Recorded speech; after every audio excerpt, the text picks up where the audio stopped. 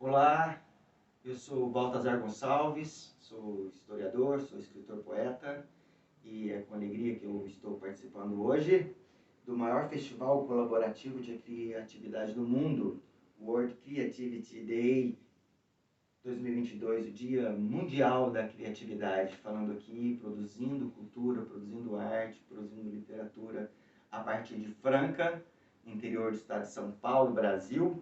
E é com muita alegria que eu venho trazer para vocês, compartilhar com vocês um pouco do meu ambiente de criação, um pouco, algumas ideias sobre criação, trazendo esse assunto, né, do fato desconstruído à escrita criativa.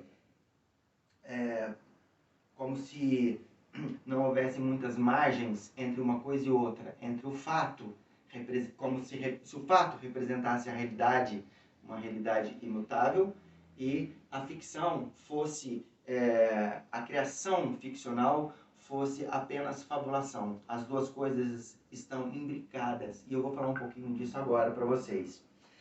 Para a história, né, para a ciência e a história, o fato é uma construção feita a partir dos pesquisadores. Quem pesquisa o passado, utilizando aí das fontes históricas, fontes escritas, pictóricas, enfim, para construir a partir desse mosaico que é o passado, uma percepção do que seja o fato. Ele, fazendo essas escolhas, ele cria uma narrativa nova em cima do ocorrido. E essa narrativa nova traz para nós, no presente, uma percepção diferente do que foi aquele fato, do que foi o ocorrido no passado. Então, dessa perspectiva, a produção narrativa do historiador, da construção, da reconstrução do passado, é uma elaboração criteriosa, com métodos científicos, mas também é uma produção narrativa. Agora, para a literatura, a ficção, ela amplia essas realidades, né? Ela amplia recriando com imaginação e com criatividade, instaurando um outro patamar, a comunicação com o presente e com as múltiplas possibilidades de leitura desse real. Então, as duas percepções, tanto da história quanto da literatura, eu que sou formado em história, mas sou apaixonado pela literatura, percebo dessa forma, e é esse olhar que eu trago para vocês, né? Essa minha fala está dividida em dois momentos. Eu vou fazer uma pesquisa rápida aqui, enquanto eu falo com vocês, num jornal local da cidade, como um exemplo do que seja os múltiplos ruídos, as múltiplas informações que chegam até nós no dia a dia, né? Você que escreve, ou você que pretende escrever, né, de forma a produzir efeitos no leitor, essa é uma diferença, né, entre aquele que escreve aleatoriamente, movido pela circunstância, pelo momento, pelos sentimentos, né? Uma escrita mais impulsiva, daquele que escreve com a intenção de provocar no leitor o efeito que ele espera. E para isso ele usa as tecnologias da palavra, ele usa os recursos da linguagem para chegar até o leitor com uma proposta de provocar nesse leitor, a princípio, né, é a intenção de quem escreve, com o propósito de provocar. Então, quem fala muito disso é Edgar Allan Poe, num ensaio fantástico sobre a composição literária. Vocês podem conferir melhor, com mais tempo, esse artigo, esse texto do Edgar Allan Poe. E aqui, eu vou trazer então para vocês essa reflexão, né? Porque assim, essa escrita criativa, essa busca por uma linguagem que toque o leitor e provoque os sentidos, ela também é composta por luz e sombras, por contrários, né?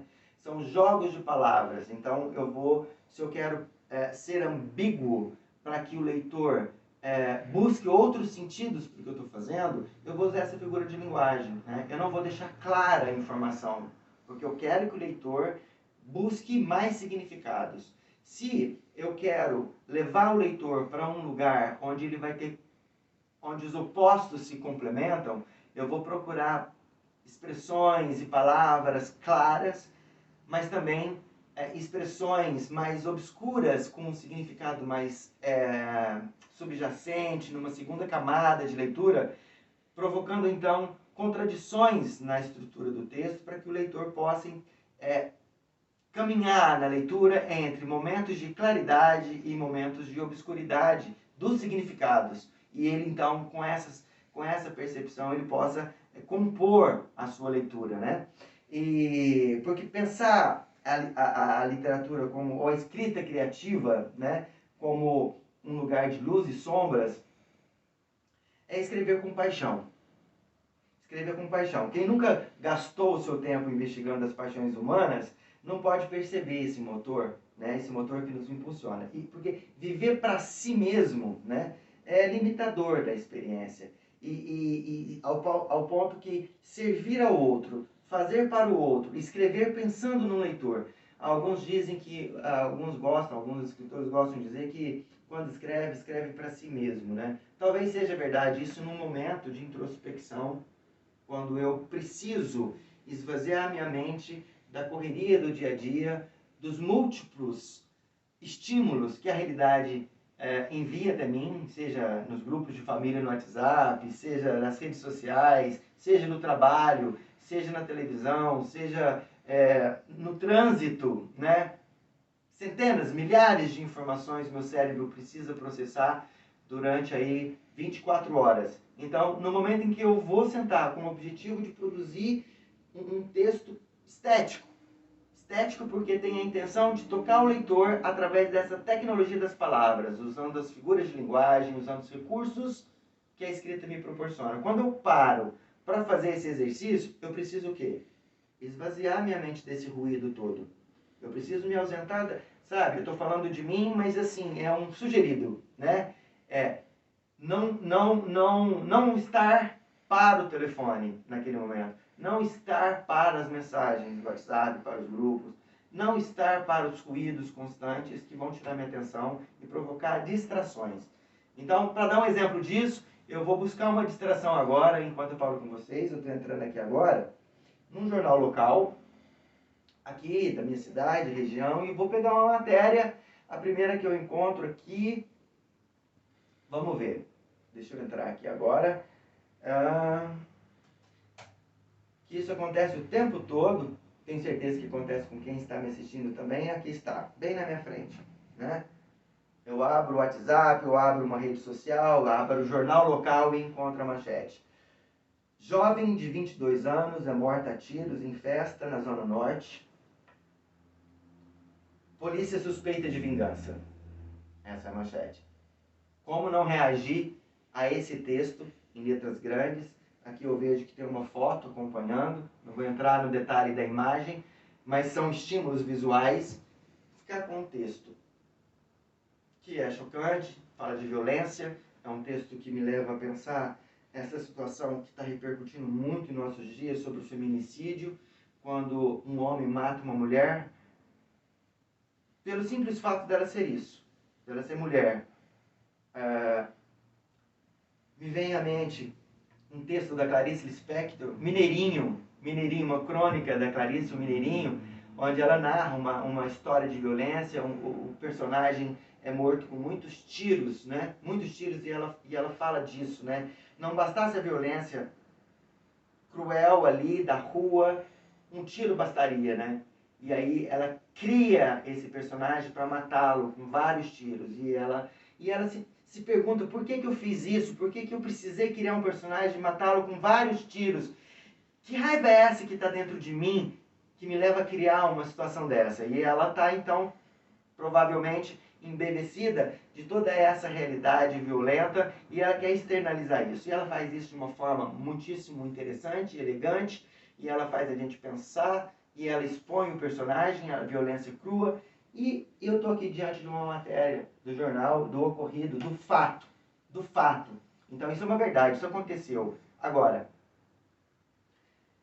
É impossível não fabular, né? Qualquer um que pegar essa manchete, você que está me assistindo agora também, é uma manchete sensacionalista e você deve estar pensando, mas ela é tão jovem, uma mulher jovem, já imagina uma mulher bonita, nessa faixa etária, ser jovem por si só já traz uma beleza. Morrer jovem já é por si só trágico.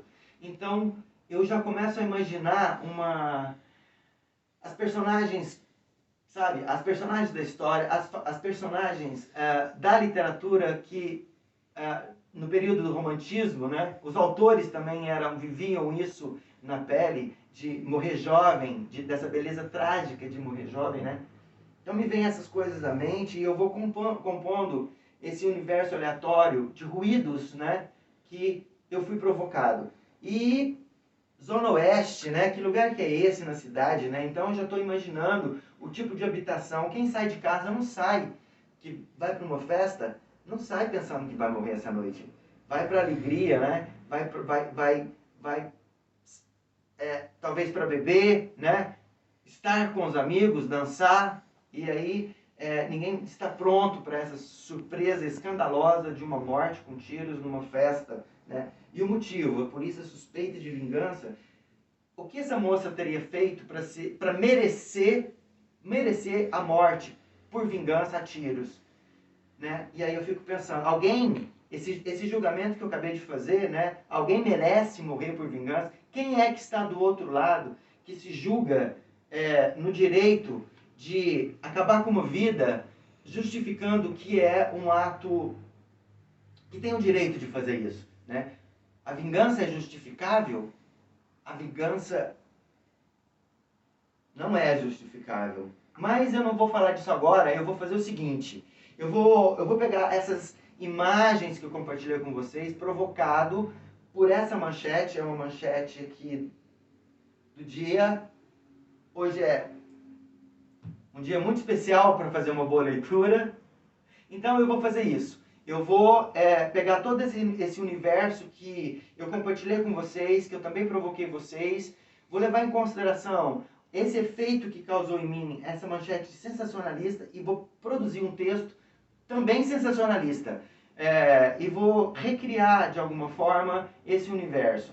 E vou tirar de dentro de mim um pouco daquilo que eu gostaria de estar compartilhando com vocês. Eu vou voltar daqui a pouco trazendo esse texto, a leitura desse texto para vocês. Vou começar agora, então, até.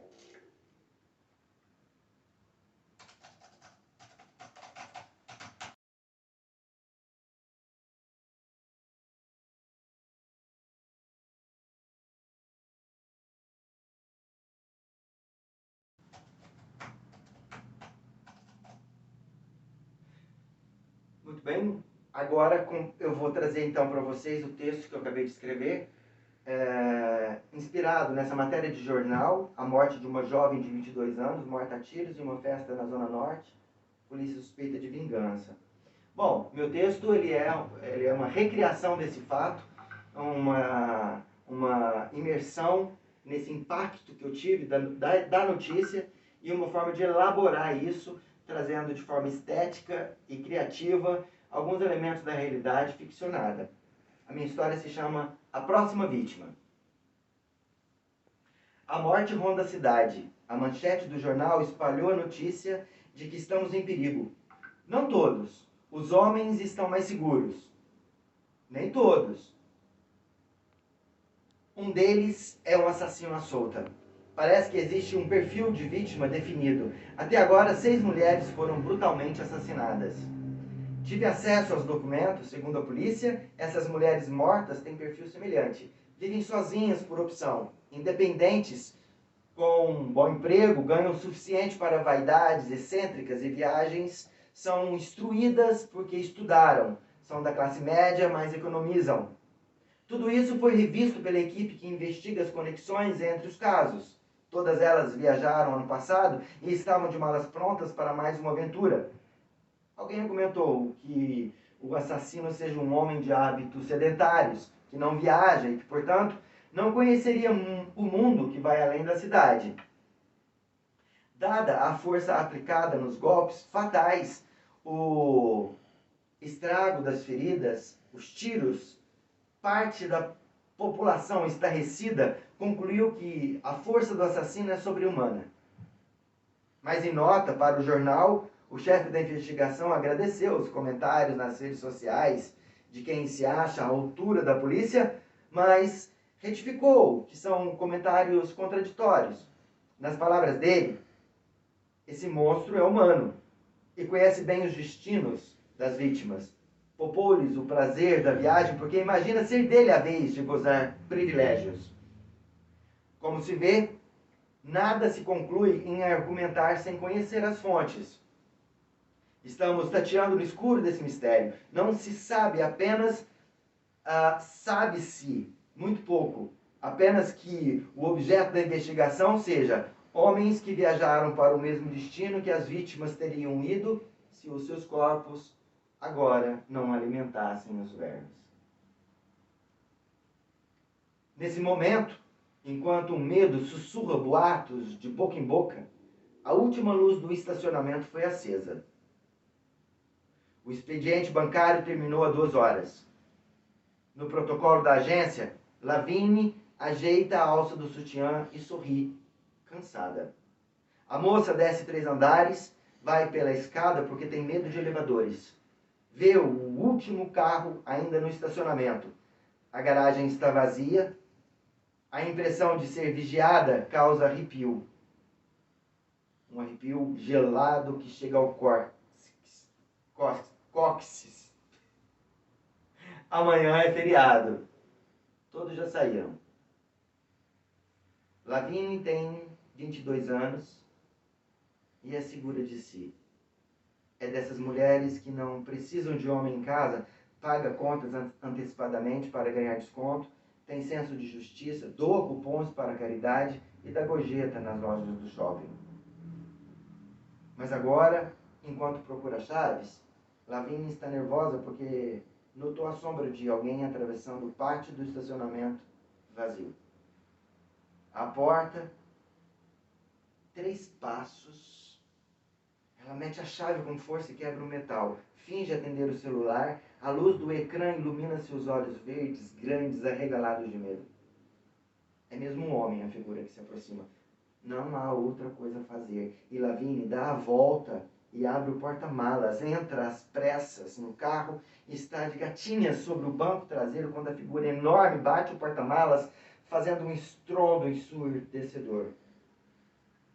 No banco do motorista, Lavigne procura as chaves de reserva que deixaram no porta-malas, no porta-luvas.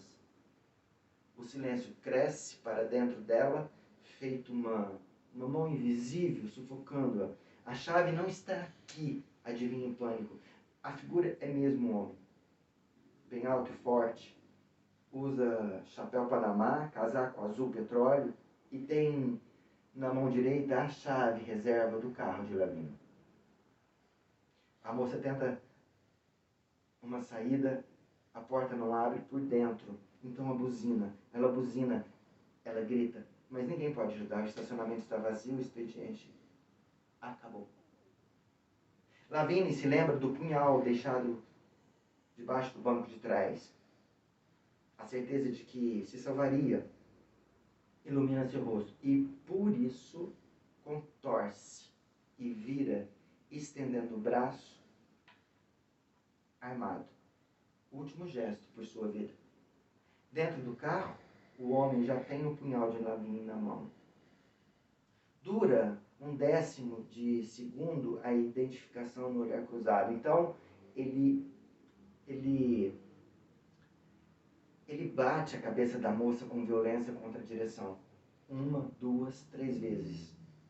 O sangue jorra do nariz, dos ouvidos. A moça tenta respirar, viva, mas cega. O sangue cobre o que do mundo ainda ela pode ver. Quando um golpe de fúria desce certeiro da garganta ao coração.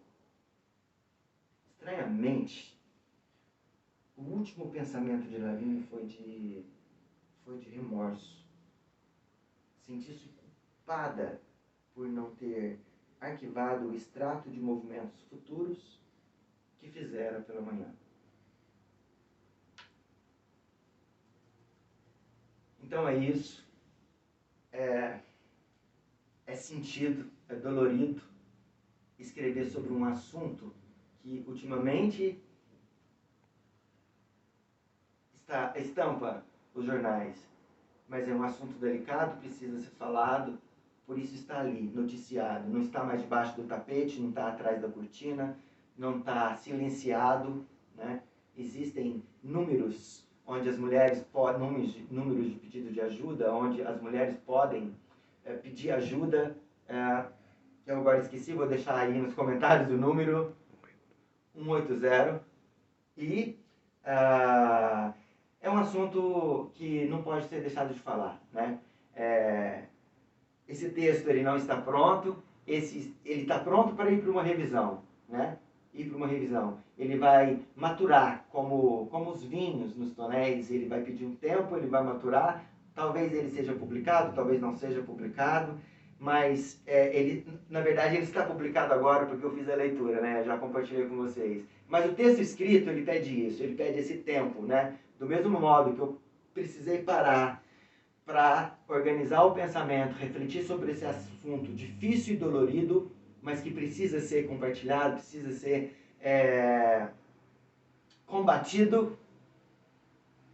O texto pede um segundo tempo para revisão, um segundo olhar, uma terceira leitura, antes de uma decisão a ser publicada. Então, você que está me ouvindo, que sente essa potencialidade criativa e que gosta de escrever, é um leitor assíduo, porque para ser um escritor, para ter uma escrita criativa, precisa ler mais sempre, né? Estar numa comunidade, como eu já falei, uma comunidade de pessoas com afinidades, né? Pessoas que querem escrever, pessoas que escrevem, leitores, e aí a partir desse coletivo, né? Desse coletivo, sair do minha zona de conforto, que na verdade a zona de conforto, a meu ver, é uma zona de guerra dentro de mim mesmo. Eu preciso sair desse lugar, né? De uma solidão desconfortável e ir para uma comunidade de pessoas que têm o mesmo propósito, ou seja, pessoas que leem, pessoas que escrevem, pessoas que querem publicar